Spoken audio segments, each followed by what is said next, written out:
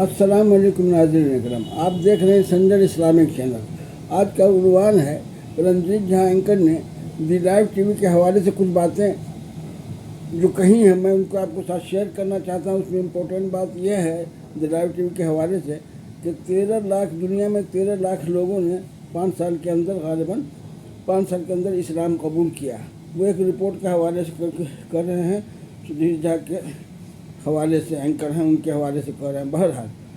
اپنا ترک ہے اسلام کو قبول کرنا ہے۔ کیا سب سے تیزی سے پھیلنے والے مذہب کے متعلق سبوں کی اپنی اپنی رائے ہے،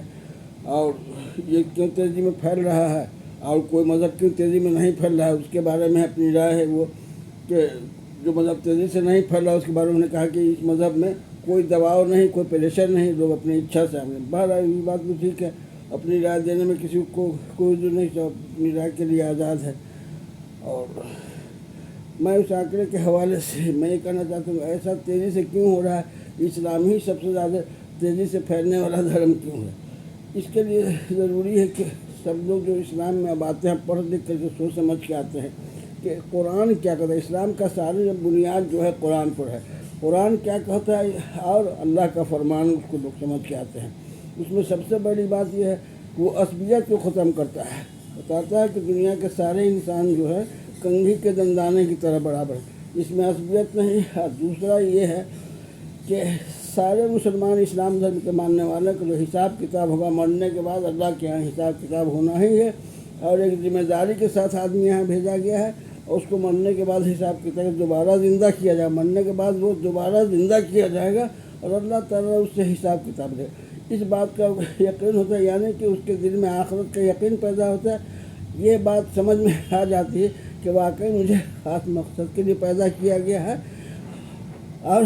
مجھے ذمہ داری کے ساتھ پیدا کیا ہے، مرنے کے بعد میں دوبارہ زندہ کیا جاؤں گا اور میرا حساب کتاب ہوگا۔ اس حساب کتاب کو ایک بنیادی چیز سمجھتا ہے، وہ اس طرح سمجھتا ہے کہ یہ حساب کتاب کا معاملہ اللہ نے اپنے لیے اس لیے رکھا ہے کہ نہ کسی پیغمبر کے باپ کو سہولت ہوگی باپ ہونے کی وجہ سے، نہ کسی شخص کو پیغمبر کے بیٹا ہونے کی وجہ سے، نہ کسی شخص کو پیغمبر کی بیوی ہونے کی وجہ سے فضیلت ہوگی، یعنی پریویلیج کسی طرح سے حاصل نہیں ہوگا، چاہے وہ پیغمبر کا باپ ہو، چاہے بیٹا ہو، چاہے بیوی ہو، چاہے بھائی ہو، چچا ہو، یا کوئی طرح کا بھی رشتہ دار،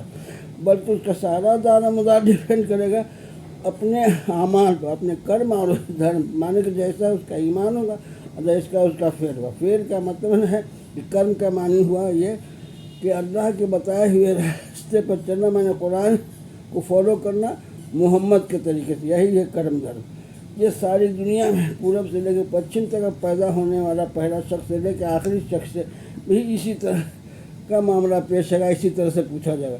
یہ نہیں کہ سید اور مرزا کا بیٹا ہے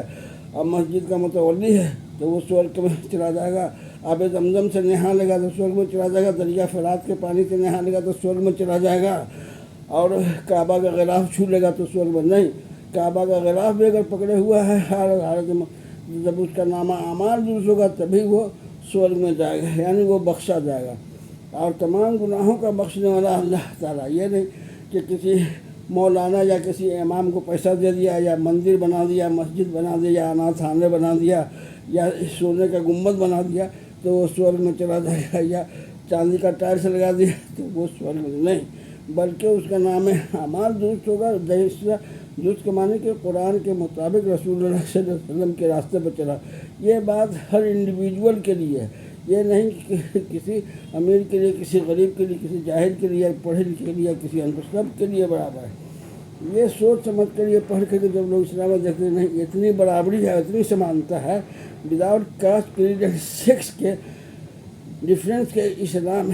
مرنے کے بعد جو ہے آخرت میں جو حساب ہوگا اس کے کرم دھرم پر ہوگا۔ اور اس بات کا یقین لوگوں کو ہو رہا ہے کہ مرنے کے بعد میرا حساب ضرور لیا جائے گا۔ ہم کیوں پیدا کیے گئے ہیں؟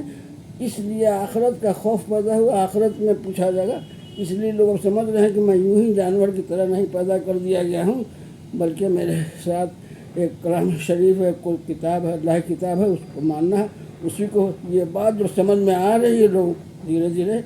کہ نہیں ہم کو اللہ نے پیدا کیا ہے اور اس کا مالک ایک ہی ہے، ایک ہی خالق ہے، ایک ہی کائنات کا مالک، ایک ہی رب العالمین ہے،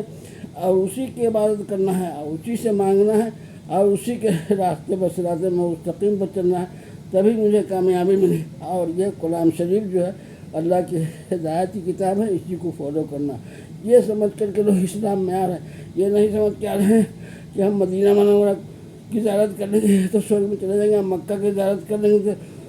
سورگ میں چلے جائیں گے، کعبہ کا غلاف کا ٹکڑا کاٹ کے لائیں گے، جیب میں رکھ لیں گے تو سورگ میں چلے جائیں گے، یا کسی پیر اولیاء کے آستانے کا کھمبا پکڑ لیں گے تو سورگ میں، بلکہ نہیں، بلکہ اس بات کا یقین ہے کہ جیسا ہم عمل کریں گے ویسا میرا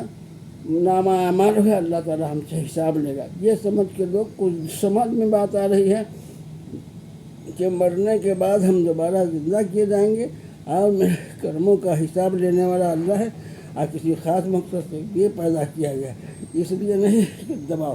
قرآن شریف تو صاف لا کلف نفس الا کسی نفس پر زبردستی نہیں ہے، اور کسی دین کے معاملے میں کوئی زبردستی نہیں ہے، اور سبھی آپس میں بڑا الحمدللہ یہی ہم کو شیئر کرنا تھا کہ لوگ پڑھ کر کے آ رہے ہیں یہ،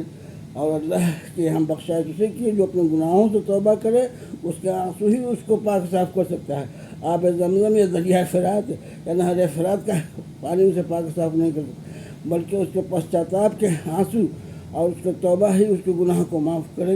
کروائے گا اللہ تعالیٰ سے۔ اللہ جسے چاہے بخش دے، جسے چاہے عذاب دے۔ الحمدللہ یہ آج شیئر کرنا اسلام کے پھٹنے کا مکھ کارن یہ ہے کہ لوگوں کو سمجھ میں آ رہا ہے کہ آپ مرنے کے بعد میرا حساب ہوگا۔ الحمدللہ وش یو بیسٹ آف لک، اپنا خیال رکھیں اور آخرت کی فکر کریں اور خود خدا رکھیں۔ خدا حافظ۔